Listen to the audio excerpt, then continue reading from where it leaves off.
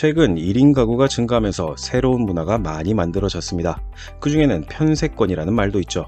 숲세권이 숲과 가까운 주거지, 역세권이 역과 가까운 주거지라면 편세권은 편의점과 가까운 주거지를 뜻하는 말입니다. 1인 가구의 편의점은 그 정도의 중요도를 지니고 있죠. 이게 잘못된 문화 혹은 사회 문제라는 말을 하자는 것은 아닙니다. 그저 중요도로만 보자는 것이죠. 편의점은 상당히 큰 역할을 합니다. 때때로는 식사를, 때때로는 생활용품을, 크기에 따라 다른 이와 만나서 수다를 떨 수 있는 장소를 제공하기도 하죠. 또한 택배, 간단한 약품까지 제공하면서 우리 삶에서 뗄 수 없는 존재가 되었습니다. 심지어 자동차, 골드바, 서빙 로봇까지 판매하는 편의점이 있을 정도인데요. 2023년 6월 21일 편의점 GS25는 중소벤처기업부의 초격차 스타트업 1000플러스 프로젝트에 로봇 분야 기업으로 선정된 폴라리스 3D와 손잡고 업계 최초로 수도권 약 9천여 GS25 매장에서 AI 자율주행 서빙 로봇 이리온을 판매한다고 밝혔습니다. GS25는 그 전에 이미 금 자판기를 도입했으며 이마트24는 지난 명절 서울의 한 매장에서 외제차를 판매하기도 했고 CU는 한술 더 적금을 판매하기도 했습니다. 하지만 이렇게 다양한 물건을 파는 만능 편의점의 국내 시장 위기론이 나온 건 꽤 오래전입니다. 최저임금 인상, 국내 점포 포화 등의 이유로 성장세를 멈추게 된 거죠. 편의점 강국이라 불리던 일본이 2060명당 1개이고 우리나라가 1092명당 1개인 걸 보면 엄청난 수준인데요. 어쩌면 이런 포화 경쟁 상태가 다양한 품목을 팔 수밖에 없도록 만들고 있는지도 모릅니다. 많은 편의점 기업이 이를 타파하고자 중국 진출을 고민했지만 이게 말처럼 쉬운 게 아닙니다. 2017년 사드 보복을 기억하시는 분이 많을 겁니다. 당시 같은 유통업인 이마트와 롯데마트는 엄청난 타격을 입었고 결국 철수하게 되었는데요. 편의점이라고 해서 이런 국제정치 문제에 자유로울 수 없기 때문입니다. 그래서 우리 한국 기업들은 중국이 아닌 다른 멀지 않은 나라들을 바라보기 시작합니다. 최근 대한민국 편의점이 베트남, 말레이시아, 몽골, 싱가포르 등에서 맹활약하고 있다고 하는데요. 심지어 한류 열풍 전도사 역할을 하며 해당 국가들에게 한국화까지 일어나고 있다고 합니다. 오늘 트루코리아는 이런 K 편의점 열풍과 그 영향력에 대해서 다뤄보고자 합니다.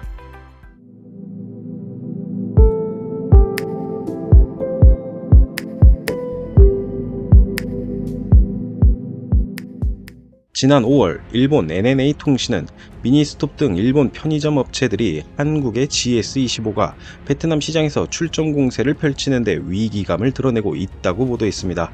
편의점의 강국이라는 일본이 이렇게까지 말하는 건 최근 몇 년간 소위 빅3로 불리는 GS25, CU, 이마트24의 해외 진출이 굉장히 빠르게 확장되고 있기 때문입니다. 2023년 6월 23일 업계에 따르면 CU가 450개, GS25가 415개, 이마트24가 40개의 해외 점포를 보유하고 있어 곧 1000개의 해외 진출을 바라볼 수 있을 정도라고 하는데요. 3사는 몽골, 말레이시아, 베트남, 싱가포르 등의 마스터 프랜차이즈 계약 형태로 진출한 상태입니다. 먼저 CU는 2018년 몽골 기업 센트럴 익스프레스와 마스터 프랜차이즈 계약을 체결하고 업계 최초로 몽골에 진출한 이후 수도인 울란바토르의 1호점인 CU 샹그리아점을 개점했고 2023년 3월 몽골 300호점을 달성하여 총 320개가 넘는 점포 그리고 점유율 70%에 달하는 1위 업체가 되었습니다. 2021년 4월에는 말레이시아의 1호점을 오픈하고 지난해 7월 100호점을 달성했으며 현재는 130여 개 점포가 운영 중인데요. 오픈 당시에는 점포 앞에 100m가 넘는 긴 줄이 형성됐으며 하루 평균 1000명, 최대 3000명의 고객이 방문하는 놀라운 성과를 기록했죠. CU는 한국 문화에 대한 선호도가 높은 현지 소비 동향을 겨냥한 한국화 전략이 통한 것으로 분석하고 있습니다. 또한 2024년에는 카자흐스탄에 진출할 예정이라고 합니다. GS25의 경우 베트남에서 입지가 탄탄한데요. 먼저 진출한 일본의 브랜드들과 함께 베트남 내 편의점 빅3로 불리고 있습니다. 위에 설명해드린 일본 NNA 통신의 보도는 바로 이런 부분에 대한 우려였던 것이죠. 베트남 이후에는 CU가 선점하고 있던 몽골의 션콜라이 그룹과 마스터 프랜차이즈 계약을 맺고 진출해 최근 200점을 돌파했고 2025년까지 500점으로 늘릴 계획이라고 합니다. 특이하게도 GS25의 자체 브랜드 커피가 하루 2만 잔 이상 팔리며 인기라고 하죠. 이마트24는 말레이시아와 싱가포르에 진출해 있는데요. 이마트24는 2021년 6월 말레이시아 현지 기업인 유나이티드 프론티어스 홀딩스와 말레이시아 1호점을 오픈한 이후 현재 38개점까지 확대했는데 향후 5년 내에 300개점까지 확대한다고 합니다. 이마트24는 동남아 시장에서 한류 열풍이 거세게 불자 젊은 층이 많은 매장에서 한글을 그대로 사용하고 있으며 한국의 즉석 먹거리 매출이 전체 상품의 50%에 달할 정도로 인기가 높고 특히 컵밥, 떡볶이, 닭강정, 빙수, 삼각김밥, 한국과자 등이 현지 고객들에게 좋은 반응을 얻고 있습니다. 이마트24는 말레이시아의 성공적인 확장에 힘입어 지난해 말 싱가포르에도 진출했는데요. 현재 싱가포르 1호점에서는 하루 평균 700명에서 800명의 소비자가 방문해 한국형 즉석조리 식품과 자체 브랜드 간식류를 즐길 정도로 인기가 많다고 합니다. 이마트24에 따르면 싱가포르 3호점의 상품 구성비 중 60% 이상이 한국형 차별화 상품이며 5년 내 300개 점포로 늘리겠다는 게 이마트24의 계획이라고 합니다. 이게 불과 몇 년 만에 일어난 일입니다. 여기까지 영상을 보셨다면 그래봐야 편의점 아닐까 하는 생각을 하실 텐데요. 흥미로운 것은 값싼 제품, 편의성은 물론 한류의 영향이 이런 편의점의 확대를 일으키고 또 이 편의점들이 각국으로 가 한국의 문화를 뿌리내리고 있다는 것입니다. 최근 뉴스 기사로 몽골의 한국화라는 말을 많이 들으셨을 겁니다. 실제로 여기엔 한국 편의점의 영향 역시 적지 않은데요. 단순히 편의점의 기술이나 브랜드만 수출하는 것이 아닌 우리 식문화를 함께 전파하고 있기 때문이죠. 이런 편의점이 빠르게 해외 시장에서 성장한 비결 역시 한류의 증가, 정확히 말하면 K-팝 가수들이 편의점 간식을 먹는 모습, 드라마에서 편의점 가는 모습 등이 자연스럽게 노출되고 이를 무기 삼아 한국화 전략에 힘썼기 때문입니다. 이런 부분을 잘 알고 있던 CU의 경우 아예 편의점에서 K-팝 앨범을 구매할 수 있는 시스템을 구축하려 하고 있습니다. 2023년 7월 3일 편의점 CU를 운영하는 BGF 리테일은 서울 여의도 국제금융센터에서 YG 플러스와 국내외 CU 인프라를 활용한 K-팝 마케팅 협력을 위한 업무 협약을 체결했다고 발표했는데요. 국내외 CU 점포망은 YG 플러스가 아티스트들의 통합 홍보 체계를 구축하는 데 활용하게 되었으며 CU는 K-팝 컨셉의 편의점을 만들 수 있게 된 것이죠.